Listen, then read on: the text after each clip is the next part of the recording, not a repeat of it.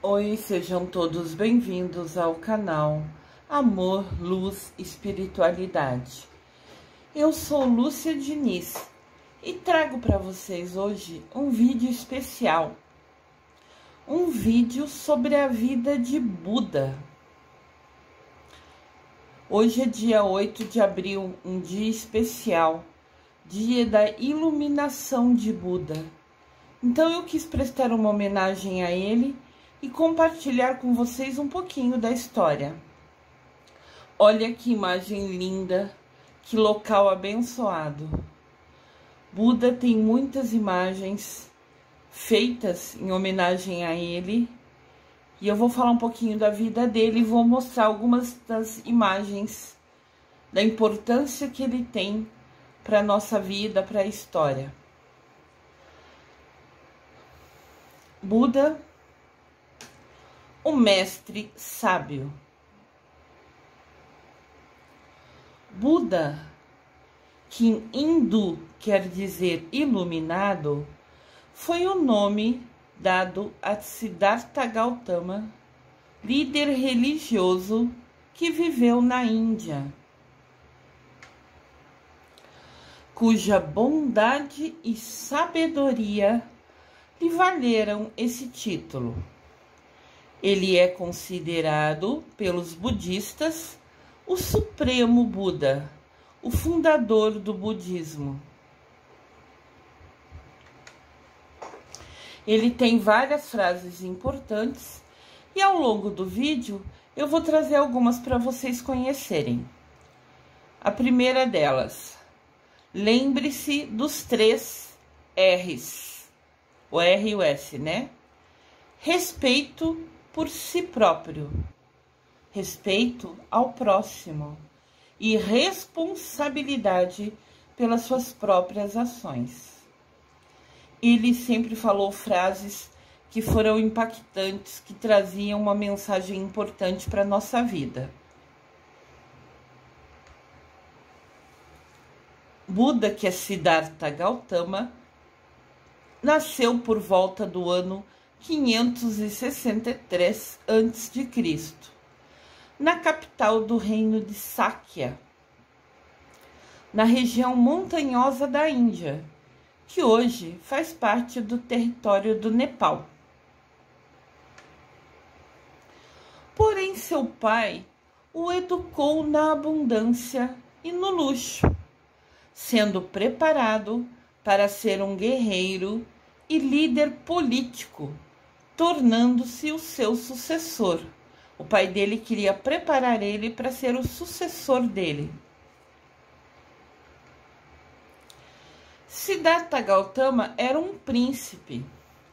Seu pai, querendo poupá-lo, querendo protegê-lo de ver as tristezas, doenças e miséria que ocorrem na vida, que existem na vida, encerrou-o num palácio saturado de luxo e beleza. Encerrou-o, prendeu-o, deixou-o ali, né? Fechou ele naquele lugar para ele não ver a realidade da pobreza que existe na Índia.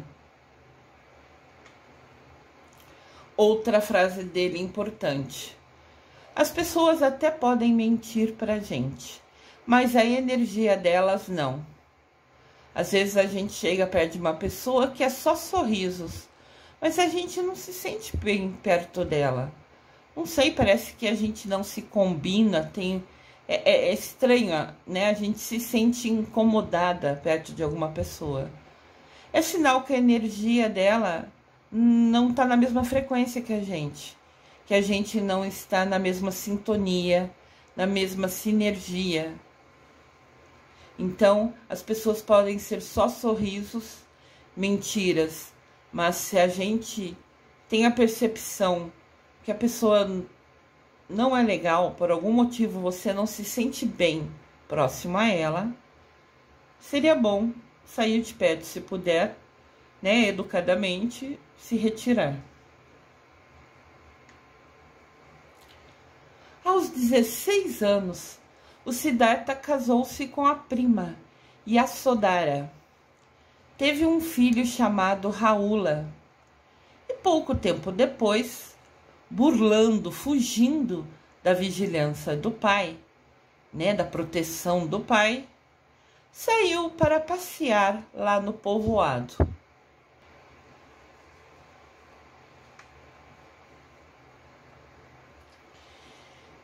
Buda viu que a vida na Índia era difícil.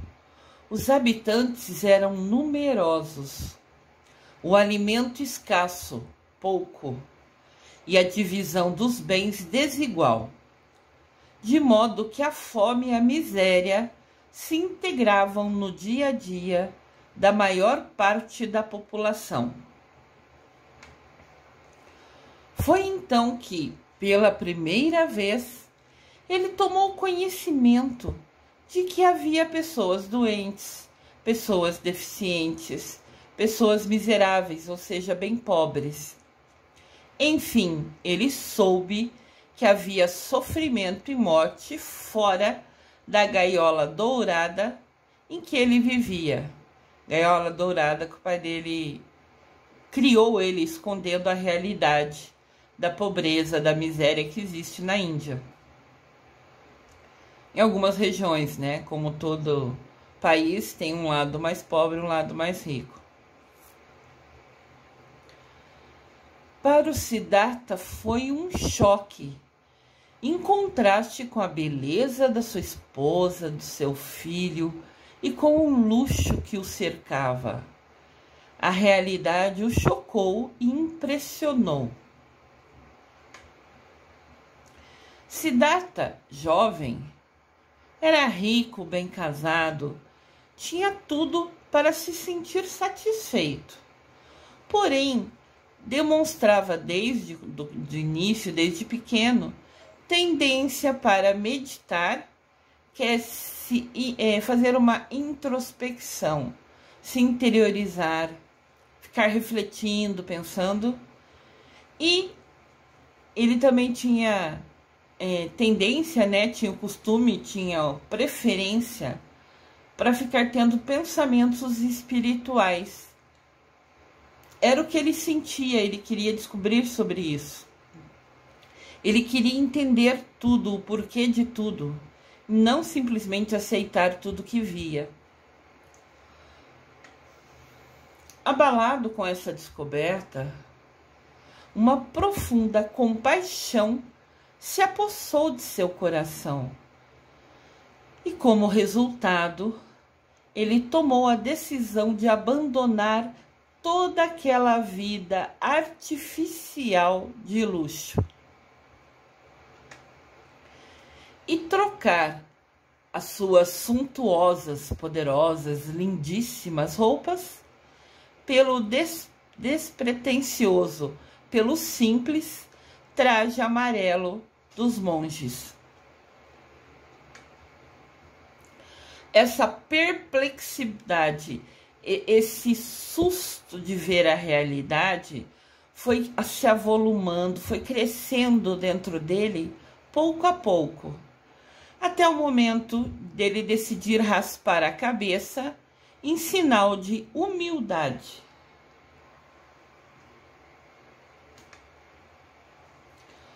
Buda afastou-se do palácio, abandonando sua família, seus bens, todo o luxo e dinheiro que tinha e o seu passado, que era ser príncipe, filho do rei. E ele se lançou ao mundo em busca de explicações para o enigma da vida. Para buscar as causas da dor e a maneira de superá-la. No momento em que atingisse o seu objetivo, que descobrisse como superar essa parte triste, né, de dor da vida, ele ensinaria aos homens o caminho dessa iluminação.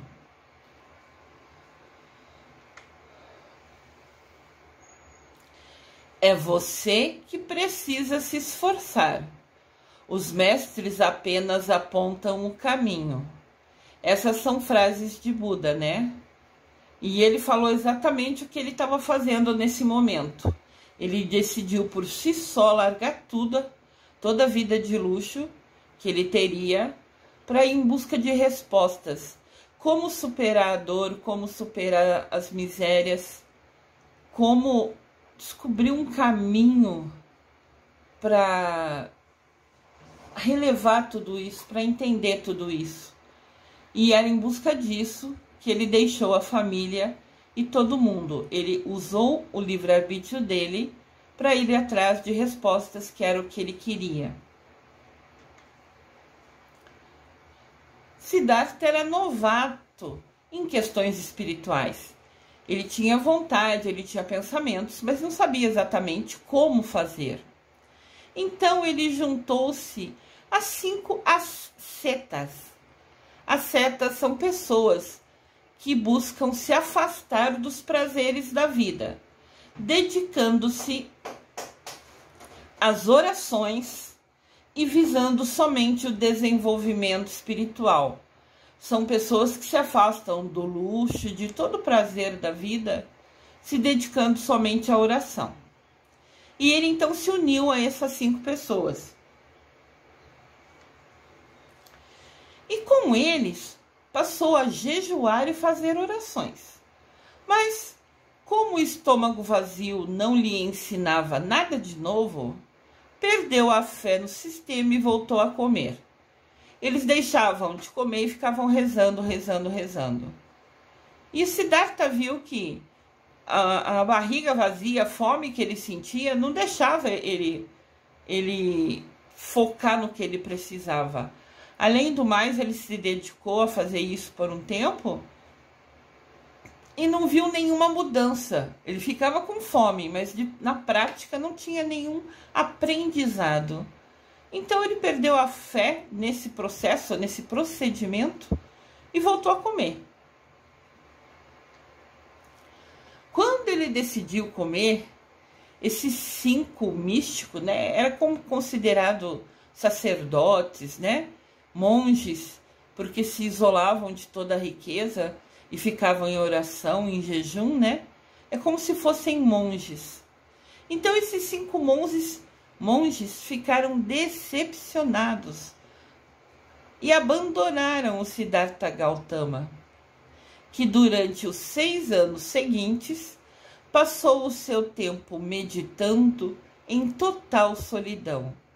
Os outros 5 pessoas, os outros 5 homens se afastaram dele porque ele comeu e ele ficou sozinho, buscando as respostas que ele queria, em total solidão. Outra frase do nosso amado Buda: aquilo que eu não gosto em ti, eu corrijo em mim. Se eu convivo com uma pessoa, ou conheço no trabalho, em qualquer local, uma pessoa que tem uma atitude, faz alguma coisa que não é legal, eu fico ciente que aquilo não é legal e mudo isso em mim, para que eu nunca repita o que ela faz, porque eu vi que não é legal. Então a gente aprende, inclusive, observando nossos colegas, nossas pessoas próximas, em mínimos detalhes. De repente a pessoa tem o costume de falar palavrão, vamos dar um exemplo qualquer aqui, e você não acha legal isso. Então você vê que ela faz aquilo e te incomoda. Então você decide que a partir de ver que aquilo é desagradável, nunca mais vai falar palavrão.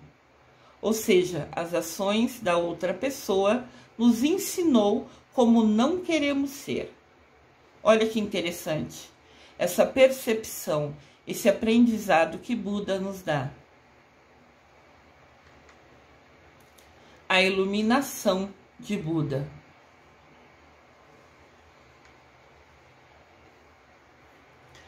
Conta a tradição, a história, que para meditar, Gautama sentava-se à sombra de uma grande figueira, que os hindus chamam de Bodhi. Se eu pronunciei errado, peço perdão, eu tento, né? Mas eu não entendo as palavras indianas. E essa árvore era para os hindus, até hoje para os hindus, considerada como uma árvore sagrada e era onde o Siddhartha sentava para meditar. A árvore de bode ou figueira de bode é uma grande e antiga figueira sagrada da espécie do ficus. Ficus é uma planta, né? Localizada em Bodh Gaya, Bihar, na Índia. Olha que linda esta árvore. Era exatamente aqui, de fato, nessa árvore, que Siddhartha sentava para meditar. É uma árvore linda, frondosa, bonita. Eu imagino a energia que é sentar embaixo dela. Sempre que a gente está em contato com a natureza, a gente se sente com mais energia, com mais alegria. Podem reparar isso, podem testar isso. A natureza é uma fonte inesgotável de energia para a gente. E ele ficava de fato embaixo dessa figueira. Tanto que tem ali como se fosse um armário amarelo embaixo dela, que é o local que ele se sentava. Hoje tem um monumento, né, que as pessoas visitam para saber, ó, aqui é onde Buda meditava, né? Ficou um marco ali, um registro ali. Siddhartha Gautama, o líder espiritual, teria atingido a iluminação espiritual sentado embaixo daquela árvore, exatamente aquela árvore da imagem anterior. Em suas meditações, meditar é introspecção, é você fechar os olhos e silenciar a mente e se conectar em emoções, em sentimento. É você parar para pensar, para refletir. Quando Siddhartha resolveu se interiorizar para refletir, e em busca das respostas de como superar a dor, a tristeza, a fome, nessas meditações ele teve visões de Mara. Mara, segundo a história, né, é um demônio que ora atacava o Siddhartha com chuva e raios, ora lhe oferecia vantagens, tudo para demovê-lo de seu propósito, tudo para fazer ele parar de ficar em reflexão, em meditação. Ou seja, ele estava ali meditando em busca de respostas de como superar tristeza, fome, dor. E ele estava em silêncio e ficou ali por bastante horas. E quando você está quieto, sempre aparece aquela tentação, né? Quando a gente está fazendo alguma coisa boa, buscando fazer alguma coisa boa, sempre aparece uma tentação para a gente. Jesus Cristo, quando foi meditar no deserto por 40 dias, foi tentado. Ele aqui, um simples humano, né? Buda não era filho de Deus, não era igual a Jesus Cristo, assim, em bênçãos, né? Mas era uma pessoa determinada em descobrir como superar a fome, como superar a dor, para que trouxesse paz. Ele queria trazer paz para o povo que ele viu sofrendo, né? Então ele se isolou, né? Entrou em reflexão, em conexão, né? Com seus guias, com Deus, buscando respostas de como ajudar esse povo. E é claro que quando ele estava meditando, buscando essas respostas, sempre vem alguém para atrapalhar e tentar tirar você, né, daquele momento de conexão total com Deus, com seus guias. Então esse demônio fazia de tudo para descentralizar ele, para tirar o foco dele, que estava dedicado, focado, né? Ele estava com a mente direcionada em descobrir como silenciar, como superar as dores, a fome, a miséria. E ele ali, fazendo uma coisa boa, buscando respostas, conectado com Deus, vem alguém sempre para tentar, para te atrapalhar, porque você está fazendo coisa boa, né? Isso acontece no nosso dia a dia, em coisas simples que a gente faz. Sempre que a gente está fazendo uma coisa que é boa, às vezes vem uma pessoa ou outra para falar que aquilo não é bom, para reclamar, para julgar o que a gente está fazendo. Ignorem sempre que os outros falam. Sempre siga seu coração. Sempre siga a sua intuição, a sua voz interior. Se conecte a ela, se agarre a ela e fique firme. Sempre.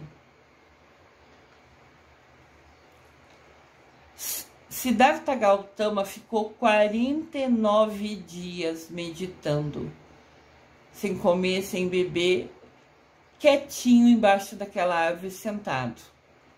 Mara, que é o demônio, né?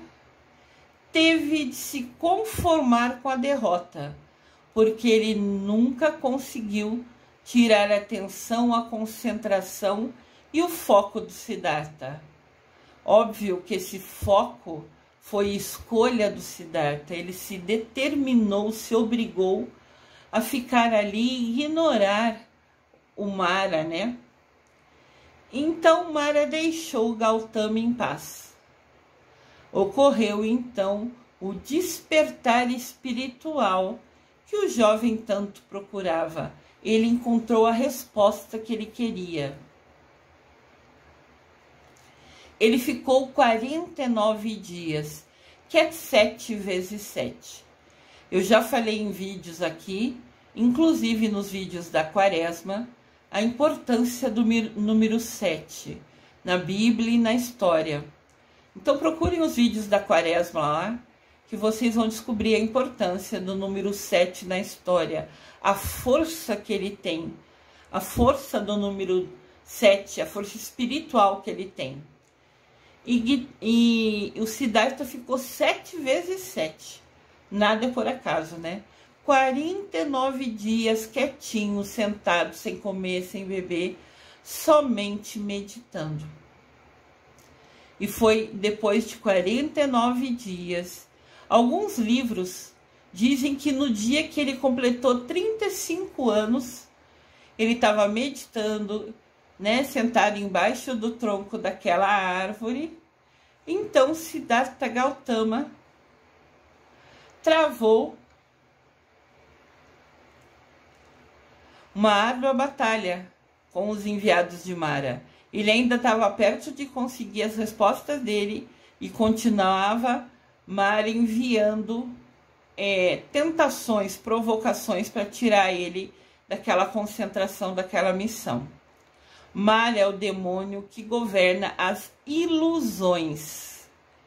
O exército dele é formado por medos, tentações, dúvidas, cobiças, entre outras imperfeições.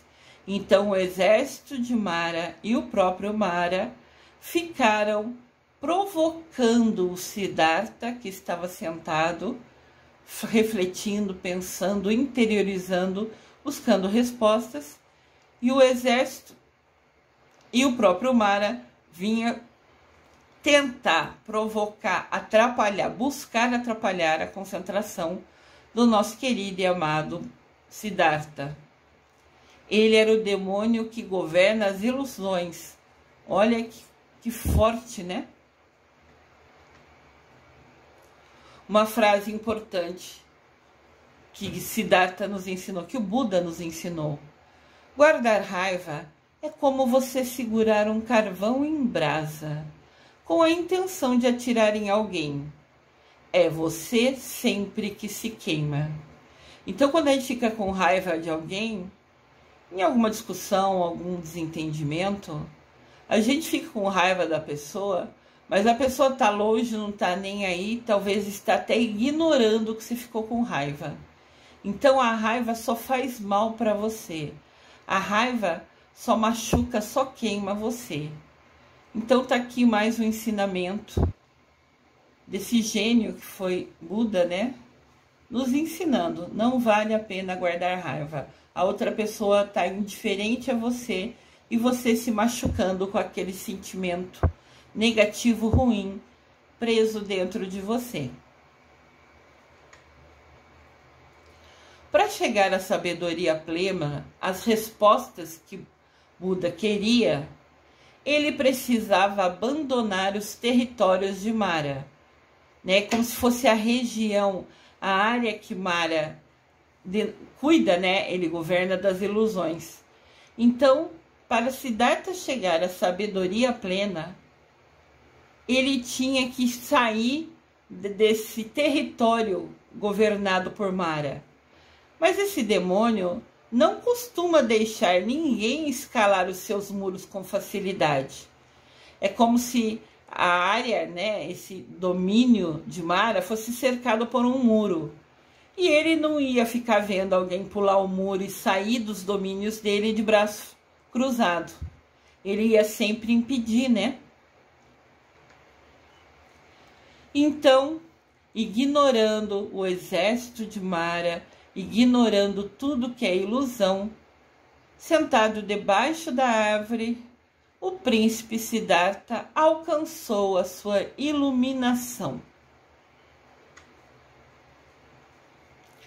Outra frase do nosso querido e amado Buda: a paz vem de dentro, não procure em volta. Quando ele estava meditando, refletindo, pensando, se interiorizando, buscando respostas, conectado com Deus Pai, com seus guias, ele descobriu que o que acontecia em volta, ele ignorava.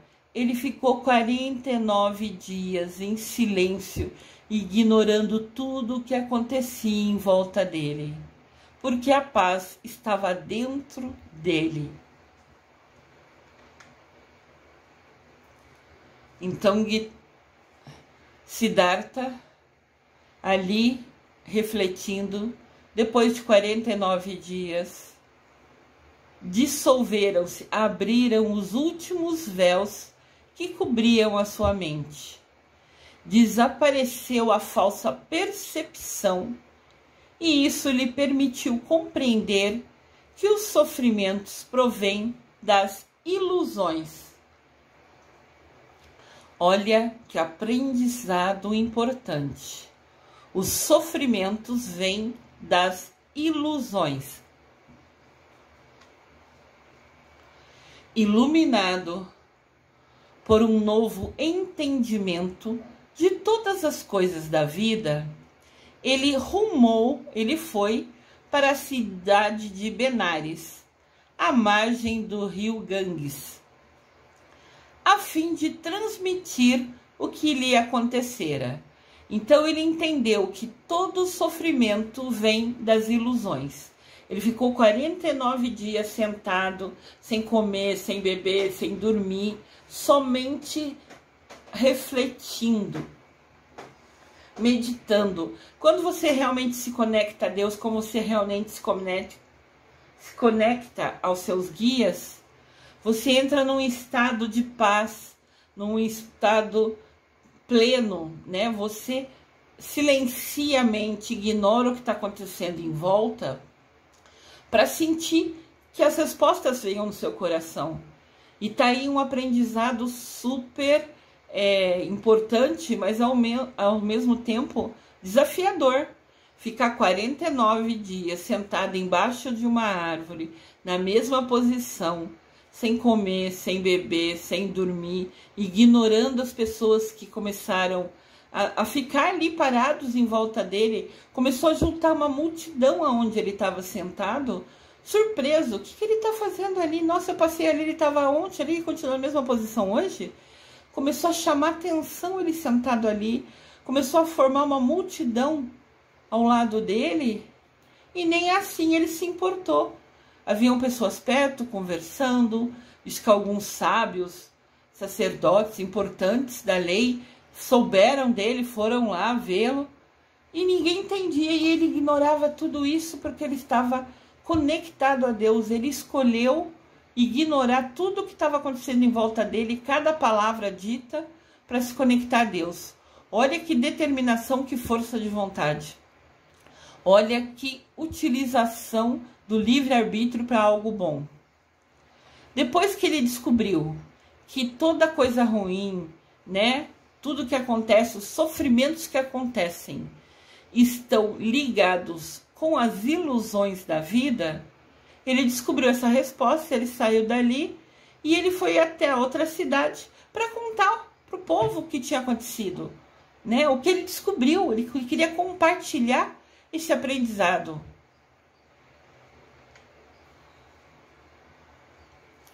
Outra frase do Buda: as palavras têm o poder de ferir e de sarar.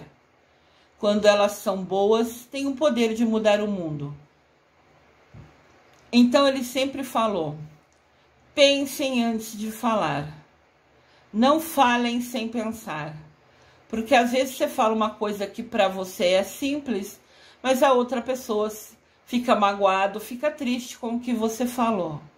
Então, se calem e pensem antes de falar. Porque vocês podem, pensando antes, deixar de ferir o seu próximo e falar palavras que acalmem ele, que tragam paz, que tragam um acalento, um carinho a ele, uma palavra, uma atenção. É algum momento até difícil que ele esteja passando. A palavra tem poder. Pense antes de falar. Então Gautama estava lá na outra cidade, querendo contar o que ele tinha vivido, o que ele tinha experienciado, né? O que aconteceu com ele. Mas no começo ele encontrou descrença e desconfiança. Ninguém acreditava nele. Ele ficou 49 dias sentado embaixo de uma árvore, ignorando a população que ficou em volta de você. Imagina, quem conseguiria esse tal foco, essa tal concentração? Mas ele confirmava e afirmava, mas o objetivo dele não era fazer propaganda dele mesmo. O objetivo dele nunca foi falar, olha como eu sou bom. Nunca foi se mostrar ou se achar melhor que ninguém. Ele queria compartilhar o conhecimento que todo sofrimento vem das ilusões. E todo mundo no começo desconfiou e ignorou ele. Com o passar do tempo, pouco a pouco, algumas pessoas começaram a ouvir o que ele dizia e achar aquilo importante, entender que aquilo era um aprendizado, era uma lição. Daí ele começou a ter alguns seguidores. E esses seguidores começaram a reverenciar, a seguir ele, a ter ele como referência, né? E segui-lo através do dom que ele recebeu, da oportunidade, da bênção que ele recebeu. Essa resposta, que os sofrimentos vêm das ilusões, foi dado a ele por Deus, né? Foi uma iluminação. Então, pouco a pouco, as pessoas começaram a confiar nele, ver que ele tinha um dom especial, essa conexão, e que ele ia ensinar como fazer, como aprender a ignorar essas ilusões, como aprender a acalmar a mente, né? E fugir da fome, fugir da tristeza, como assim relevar isso para viver em paz. Então, esse presente que ele recebeu, essa informação, essa iluminação, as pessoas começaram a chamá-lo de Buda. Buda significa iluminado. Então, o príncipe Siddhartha Gautama, depois de receber a informação importante, a resposta que ele queria, ele se tornou Buda, quem foi iluminado por Deus com as respostas. Aqui você pode ver uma imagem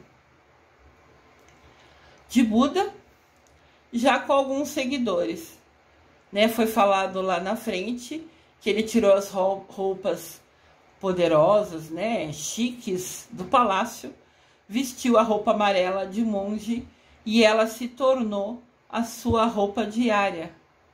E aqui ele já tem alguns seguidores, algumas pessoas que estão ao lado dele, ouvindo e querendo aprender com ele. Os monges, quem usa essa roupa amarela, né, que se consagram, que direcionam a sua vida para o cumprimento integral das normas budistas, pautam sua vida, baseiam sua vida por um desprendimento total. Quem escolhe seguir o budismo como um monge de fato, né? Como um padre faz na religião católica, no budismo quem segue, quem se torna um instrutor, um guia, né? Tem apenas a roupa que veste e um rosário na sua mão, um terço, né? E depende da caridade alheia. Só come se tiver doação. Essa é a vida de um monge budista, de quem de fato se torna monge e escolhe usar a sua vida, o seu livre-arbítrio, para aprender e estudar o budismo. Então, como alguns falaram, alguns livros nos falam, Siddhartha teve essa iluminação, que todo sofrimento vem das ilusões, né? Depois de 49 dias isolado, na sua mente, meditando, refletindo, ele descobriu, ele teve essa iluminação com 35 anos. Depois, durante 45 anos da sua vida, ele pregou essa doutrina, ele compartilhou esse ensinamento. Ele andava por todas as regiões da Índia e também afirmava uma regra que ele falava que era a regra de ouro. Tudo que somos é resultado do que pensamos. Tudo que somos é resultado do que pensamos. Tudo o que somos é resultado do que pensamos. Olha que frase importante. Essa foi a regra de ouro de Buda. Esse foi o maior ensinamento que ele nos deixou. Se a gente acreditar que a gente é capaz de fazer alguma coisa, nós vamos conseguir fazer. Se a gente acreditar que é capaz de superar um desafio, nós vamos superar esse desafio. O que a gente acredita, a gente realiza. Agora, se a gente se sentir inferior, reclamar das coisas, reclamar do nosso corpo, reclamar das coisas que a gente tem, a gente vai estar atraindo essas coisas pra gente. Então, a regra de ouro de Buda, que passou 45 anos da sua vida andando, contando essa história, compartilhando esse conhecimento por todas as regiões da Índia. Tudo o que somos é resultado do que a gente pensa, do que a gente acredita. Uma outra frase importante de Buda: não permita que o comportamento dos outros tire a sua paz. A paz vem de dentro de você mesmo. Não procure ela à sua volta. Então, o Siddhartha ficou 49 dias sentado embaixo de uma figueira, ignorando o povo que começou a formar em volta dele, ignorando o que falavam, ignorando tudo, simplesmente porque a paz estava dentro dele. Ele estava interiorizado, ele estava em paz, ele estava buscando como superar o sofrimento, como descobrir isso. Então, a paz está dentro da gente. A gente tem que ignorar tudo que está externo a gente, do lado de fora.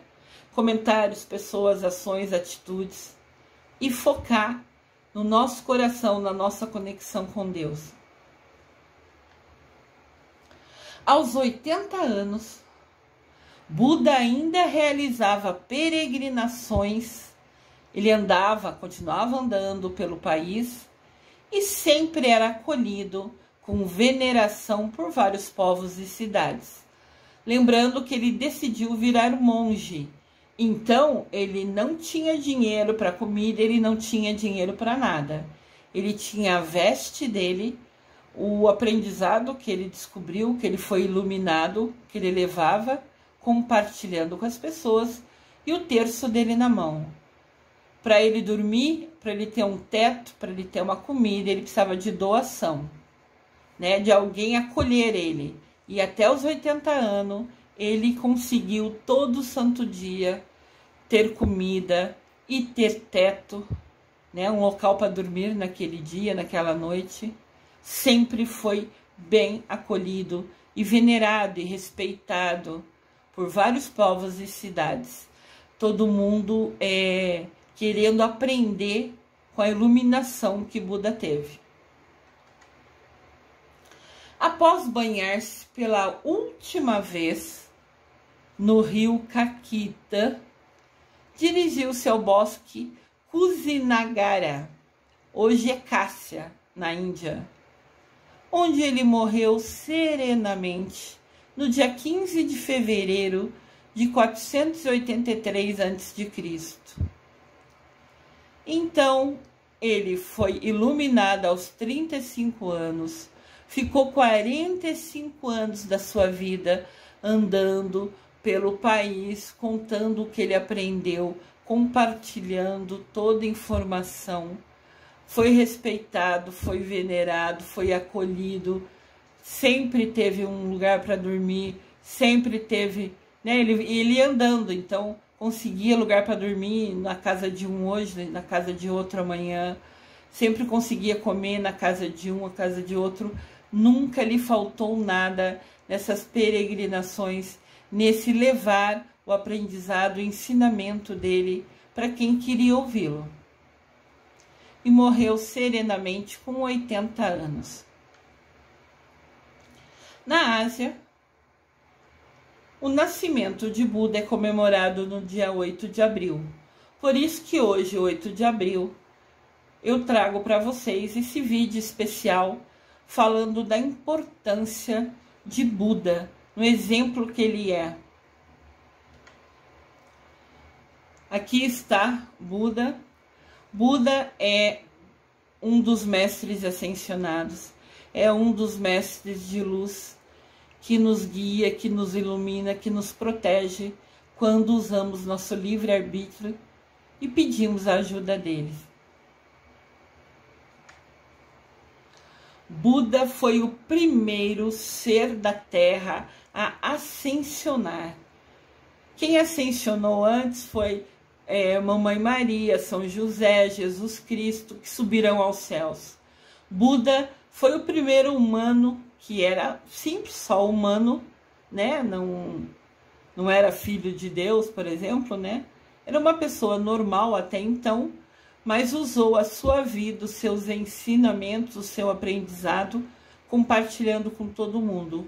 Então ele foi o primeiro ser da Terra a ascensionar, a subir aos céus. Hoje ele faz parte da grande hierarquia da fraternidade de luz do planeta. Seu título é Senhor do Mundo. Ele foi o primeiro a subir aos céus, sendo um homem simples. Hoje ele é o Senhor do mundo, ele é o Senhor do exemplo, ele é o nosso guia. A palavra Buda, como ele também é chamado após a revelação, após o ensinamento, significa o estado pleno de iluminação, que é o mais alto grau de conhecimento que um homem simples, tornando-se divino, pode alcançar. Ele foi de um homem simples a um ser de luz. Ele teve uma evolução espiritual magnífica, magnânima. Ele chegou ao mais alto grau de conhecimento de um homem que se torna divino. Ele é o Senhor do mundo, ele é o nosso exemplo, ele é o nosso guia. Ele se tornou o Buda, que significa o desperto. Ele entendeu, ele despertou que todo sofrimento vem das ilusões. Nesse dia, se revelou ao Buda a missão de ser instrutor espiritual da humanidade. Quando ele descobriu, né, que todo sofrimento vem das ilusões, que ele conseguiu vencer o demônio Mara, que era quem governa as ilusões nas vidas da gente.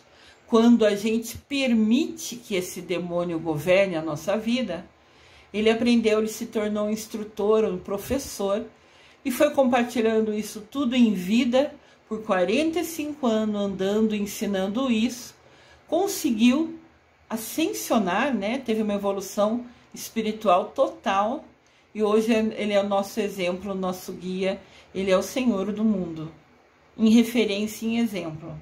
É assim que ele é chamado. Aqui tem uma estátua de Buda maravilhosa.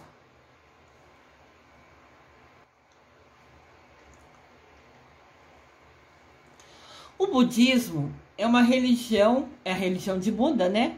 É original na Índia, mas foi adotado há centenas de anos por diversos países da Ásia, incluindo o Japão. A Ásia, a Tailândia, a China, toda essa região do país, do mundo, que é chamado Oriente, né? Ásia, Tailândia, China são o Oriente. Essas regiões também acolheram a religião de Buda, mesmo eles não sendo da Índia, eles se identificaram com o aprendizado que receberam de Buda, né?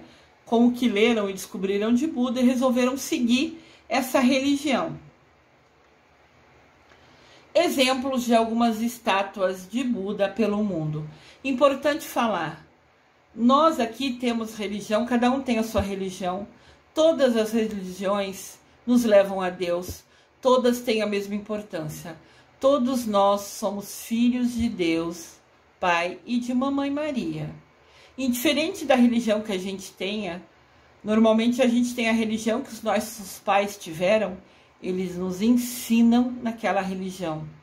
Não importa se a religião é católica, luterana, se é budista, todas as religiões nos levam a Deus. Indiferente, não tem nenhuma melhor que a outra. Tem aquela que nós nos identificamos mais, que a gente se sente melhor, que a gente se sente acolhido. E tudo bem pela sua escolha. Nunca vai ter nenhuma religião melhor que a outra. Todas são iguais, todas nos guiam a Deus. Então, no Japão, aderiu ao budismo como religião. E eles, né, fizeram várias estátuas do Buda. Eu vou trazer algumas para vocês como curiosidade. Olha uma estátua de Buda feita num penhasco. Olha o tamanho disso.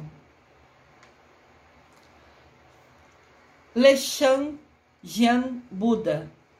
Perdão se eu não falar correto, eu estou tentando, né? Eu não conheço. É a maior estátua de Buda de pedra do mundo. E foi esculpida, foi feita em um penhasco.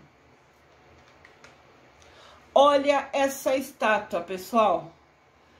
Olha os detalhes. Você vê o rosto, o nariz, as mãos, os pés. Abriram a montanha para desenhar Buda. Olha que coisa linda. Embaixo a gente vê as pessoas que vêm visitar essa montanha. São pequenininho, parece uma formiguinha embaixo, perto do tamanho dessa estátua maravilhosa. Eu fico pensando a energia nesse local, né? E sempre o budismo traz muito perto dele, né? Natureza. O budismo está muito ligado à natureza. Eles valorizam, eles respeitam demais a natureza. Então você pode ver que aqui foi feita uma estátua de Buda numa montanha. Sempre vai ter verde, normalmente tem verde, tem floresta, tem natureza, perto de tudo que é do budismo. Que isso, eles falam muito dessa energia que a natureza traz pra gente. Flores, plantas, né? Tudo isso tem uma energia muito forte. uma energia que nos faz bem, que nos acalma. Então o budismo normalmente está ligado muito à natureza. Mas eu fico assim, surpresa. As pessoas embaixo que estão visitando esse penhasco parecem formiguinha, comparado ao tamanho dessa estátua de Buda. Os habitantes que moram ali no local dizem que a montanha é o Buda, e o Buda é uma montanha. Ele se integrou ali, ele faz parte ali. Essa estátua de Buda tem 71 metros de altura. Uau! Olha aqui por outro ângulo. A gente pode ver. Eu fico tentando melhorar a imagem para ficar visível para vocês. O tamanho da estátua e o tamanho das pessoas ali pequenininho embaixo. Como parece realmente formiguinha, né?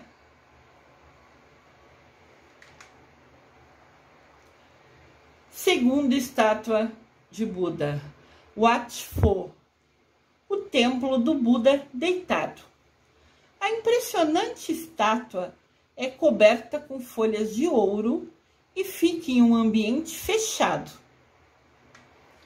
Olha essa estátua, pessoal. É Buda como se fosse, né, encostando a cabeça dele na palma da sua mão, seu braço dobrado, né, apoiado no cotovelo, e você vê a estátua de Buda. Essa é a maior estátua de Buda deitado. Ela é coberta com folha de ouro e fica num lugar fechado, né? Indiferente se tem chuva ou sol, ele não fica exposto. É um lugar que você pode visitar. Se você for na Ásia, né, visitar esse país, você pode visitar essa estátua. Todas elas, né? Essa estátua dele deitada tem nada menos que 46 metros de comprimento e 15 metros de altura.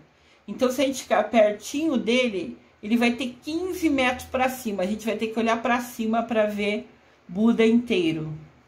Uma curiosidade importante.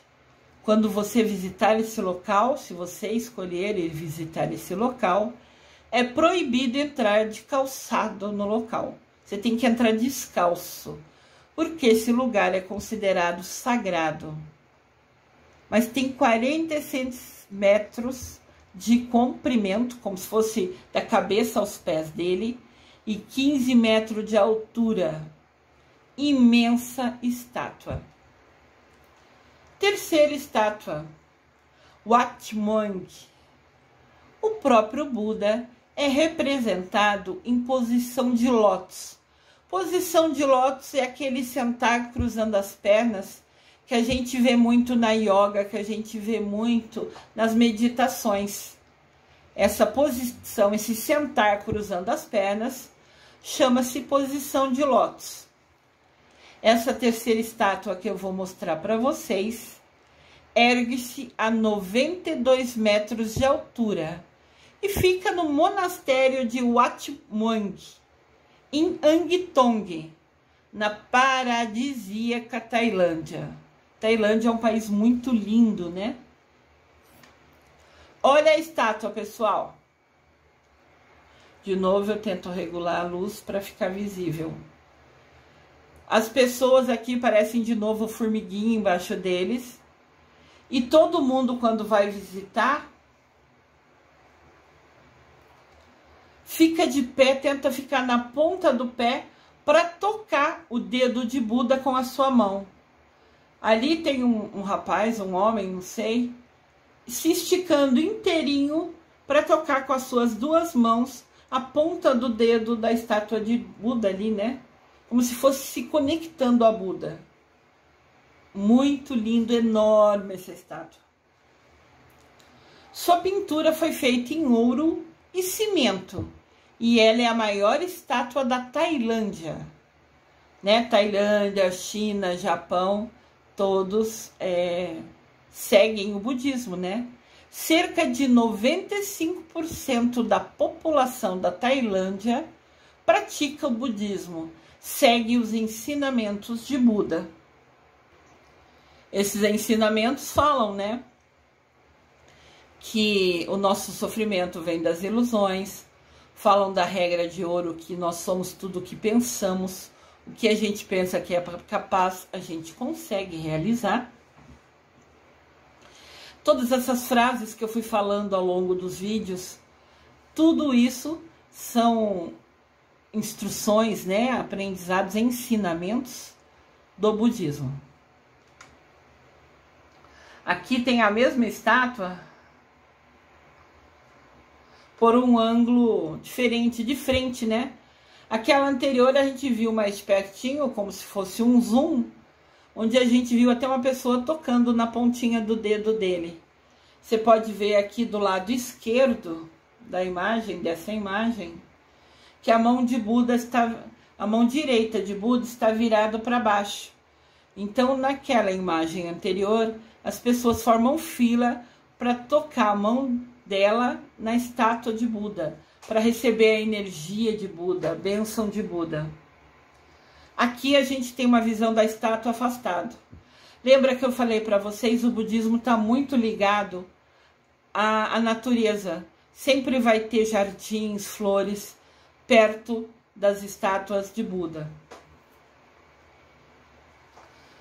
Quarta estátua de Buda, o Templo da Primavera.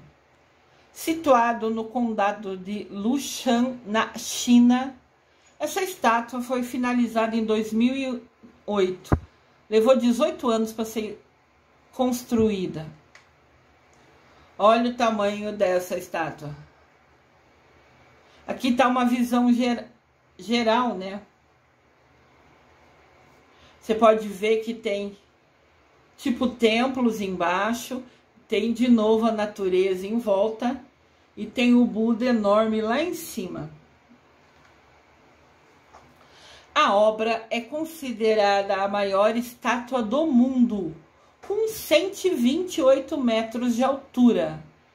Porém, se desconsiderar a flor de lótus, uma flor que está embaixo dos pés de Buda, ela ainda soma 108 metros. Aqui tem uma imagem mais próxima. De novo, eu fico tentando melhorar a iluminação para vocês visualizarem. Tem uma rampa que você caminha e essa rampa é visitada por milhões de pessoas ao longo do ano que vão ver Buda. Embaixo dele, nos pés dele, tem como se fosse uma flor de lótus, né? Parece que vocês veem uma coisa redonda nos pés dele, essa flor. Dessa flor até ali em cima são 128 metros de altura, nessa maravilhosa imagem de Buda. Aqui tem um outro ângulo, talvez fique melhor para visualizar. Eu sempre busco trazer mais de uma imagem para que vocês consigam ter uma visão de fato de como é, né? De novo, a imagem maravilhosa lá em cima, a rampa de acesso. Essa rampa é bem íngreme, né? Uma subida forte para chegar até lá em cima. E, de novo, como todos os ensinamentos do budismo, muito verde natureza em volta. Muito linda, né? E a última estátua que eu trago para vocês, o grande Buda de Ibiraçu. É uma estátua de Buda localizada no Mosteiro Zen, em Ibiraçu, no Espírito Santo, Brasil. Olha que legal! Uma estátua de Buda no Brasil, no Espírito Santo, no estado do Espírito Santo. Olha essa estátua, pessoal. Tá vendo as pessoas embaixo, pequenininha?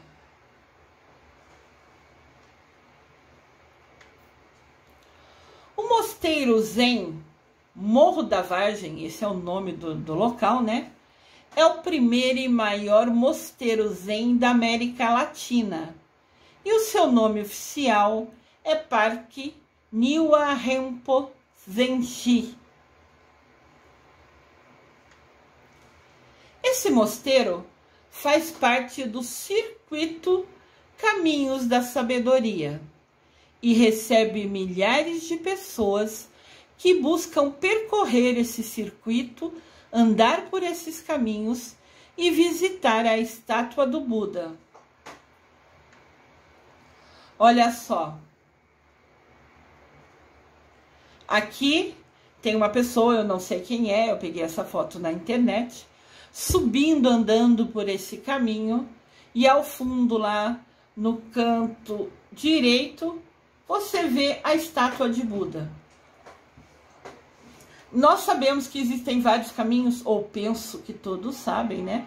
Que existem vários caminhos, que existem muitos, tem aquele caminho, vários caminhos, assim, tem o caminho de Jerusalém que Jesus fez na Via Sacra, que é um caminho aberto que você pode visitar. Então tem assim várias opções de lugar para você ir quando você quer meditar, refletir. Esse caminho de Buda diz que nos ensina sabedoria. Então você vai andando por ele sozinha, refletindo, pensando com seu coração, recebendo a energia linda desse local, de novo, cercado de muita natureza, e diz que você encontra uma paz imensa, que você se sente plena, se sente assim, muito bem, uma sensação de tranquilidade, de harmonia com você mesma. Com 35 metros de altura, essa estátua é considerada a maior estátua esculpida de Buda no Ocidente. E ela é maior e mais alta que o nosso Cristo Redentor. Então, Ocidente é a nossa região. Oriente é onde fica a Ásia, a China, a Tailândia. E aqui é onde fica o Brasil, a Argentina, esse lado de cá, né, do nosso mundo. A gente encontra essa estátua de 35 metros de altura, é a maior fora da região ali da Ásia, da China, da Tailândia, é a maior. E ela é maior que o nosso Cristo Redentor. Cristo Redentor é um marco, né, uma das 7 maravilhas do mundo, é um registro, sempre que vê o Cristo Redentor, indiferente de qual lugar do mundo aparece imagem, todo mundo sabe que é o Brasil. Se tornou uma referência, né? E agora a gente foi abençoado com a construção de uma estátua de Buda de 35 metros no estado do Espírito Santo. A estátua gigante do Buda, aqui do Brasil, fica no mosteiro chamado Zen, em Ibiraçu. É uma cidade, né? Que fica no norte do Espírito Santo. E diz que fica a 1 hora do aeroporto de Vitória, que é a capital do estado do Espírito Santo.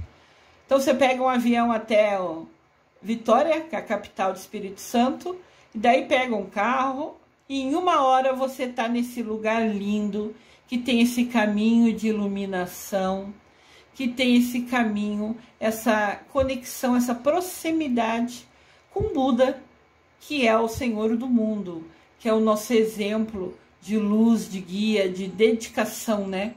Ele ficar 49 dias meditando embaixo de uma árvore com total concentração é um exemplo, né? Incrível.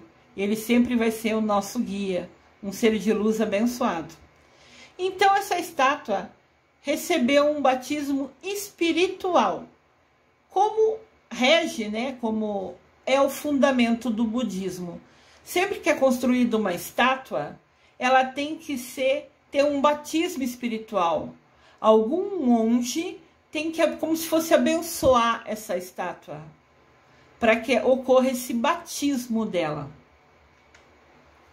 Olha essa estátua, pessoal. Isso é no Brasil, acreditem? Um lugar lindo, bonito para a gente conhecer. Você pode ver que tem as trilhas, né? A moça aqui está numa das trilhas, tem essa trilha que vai andando até chegar a Buda, que está lá em cima, poderoso, nos guiando, né? Nos iluminando. Os budistas acreditam que a estátua passa a ter alma depois da cerimônia que chama abertura dos olhos. Então, quando se termina a construção de uma estátua de Buda, você fala com o chefe do budismo que fica no Japão, se eu não me engano, e ele abençoa essa estátua para ela ter alma, para abrir os olhos dela, para energizar ela, para todas as pessoas que forem até ela realmente receberem essa energia, essa conexão. Chama-se abertura dos olhos. A estátua ganha uma aura, né? ganha uma alma. Segundo o budismo, quando ela é abençoada, quando existe o batismo dela, ela se torna real, ela ganha uma alma. A segunda maior estátua de Buda do mundo, que fica no nosso Brasil, foi batizada em uma cerimônia à distância. Foi na época da pandemia, né? Na época que estava proibido qualquer tipo de contato. Olha que lugar, pessoal, agora de outro ângulo. De novo, o budismo sempre está cercado de natureza, de paz. Igual o Buda ficou, né, sentado nessa posição, meditando 49 dias embaixo daquela árvore. Aqui tem esse lugar lindo que você vê de muita paz. Diz que tem uma energia incrível esse local. Esta celebração de batizar essa estátua, quando foi inaugurada aqui no Brasil, foi comandada pelo monge Senji. Ele é o líder religioso do budismo, diretamente do Japão. Então, da mesma maneira que tem o Papa lá no Vaticano, na Itália, né? Que é o número 1, vamos falar assim, da Igreja Católica. Esse líder religioso budismo é o monge Senji e ele mora e fica no Japão. Então, ele, estando no Japão, online, direcionou, fez uma celebração batizando essa estátua, abrindo os olhos dela, trazendo alma para ela. Olha que local, pessoal. A primeira imagem que eu trouxe para vocês na abertura desse vídeo até mostra que tem um lago do outro lado que tem até peixes. É um lugar iluminado, é um lugar de paz incrível, cercado de muita calma, de muita energia. Não é à toa que esse caminho é chamado, né, de caminho da sabedoria. Que a gente, como Buda, né, ao caminhar nesse local, vai acalmando a mente, ouvindo o nosso coração, refletindo, pensando. É um aprendizado, né, a cada passo desse caminho. De acordo com o Abade, que é como se fosse um frei, um frade, do Mosteiro Zen, Morro da Vargem, esse é o nome do bairro, né? O Abade chama Daijin Beach. Agora, os visitantes poderão realizar as suas preces e orações a uma imagem com alma. Eles acreditam que depois que foi abençoada, ela se torna viva, em energia, em bênção. Então, todo mundo que for até lá, que tocar nela, receberá essa energia, essa bênção dessa estátua. Olha que incrível! Uma visão maravilhosa. A segunda maior estátua do mundo de Buda fica no Brasil, no Espírito Santo. Olha que interessante. Nós pensamos que a maioria do Brasil é católico, né? Realmente pode até ser, mas o budismo já é muito forte dentro do Brasil a ponto de ter a segunda maior estátua de Buda do mundo. Num lugar que, a meu ver, é abençoado. Aqui tem uma informação interessante. Foi perguntado a Dalai Lama: qual a melhor religião? Dalai Lama ficou pensativo, porque sabia que ali tinha uma malícia naquela pergunta. Tinha uma pegadinha, né? E todo mundo achou que ele ia falar que a melhor religião do mundo era o budismo, porque Dalai Lama também seguiu o budismo, né? E Dalai Lama vira e fala: a melhor religião é aquela que te aproxima mais de Deus, do infinito. Religião melhor é aquela que faz você ser uma pessoa melhor. Olha que bênção. Mesmo um monge budista não puxou para si falando que a religião dele era a melhor do mundo. Ele sabia que aquela pergunta tinha malícia, tinha uma pegadinha ali, né? Ele falou que indiferente de qualquer religião que nós tenhamos, o que importa é que a gente escolha uma que a gente se identifique e que ela nos traga ensinamento que nos tornem pessoas melhores. Uma última frase de Buda: que a bondade dentro de mim seja sempre maior que toda maldade ao meu redor. Olha que frase forte para a gente pensar. Que a bondade e a paz dentro de mim seja maior que toda a maldade ao meu redor. Que a gente, como Buda, claro que meros aprendizes, saiba ignorar toda murmurinho, toda conversa do lado de fora, próximo, e possa focar somente no que está no seu coração. Que a sua bondade, que a sua paz, que as suas coisas boas dentro de você seja maior, que você nunca se deixe influenciar por nada nem ninguém à sua volta. Que a bondade dentro de mim seja sempre maior que toda a maldade que está ao meu redor. Ensinamentos de Buda, um ser iluminado que está à nossa disposição quando pedirmos a ajuda dele, pedirmos a iluminação dele, com esse mestre muito sábio e iluminado. Eu desejo amor e luz a todos.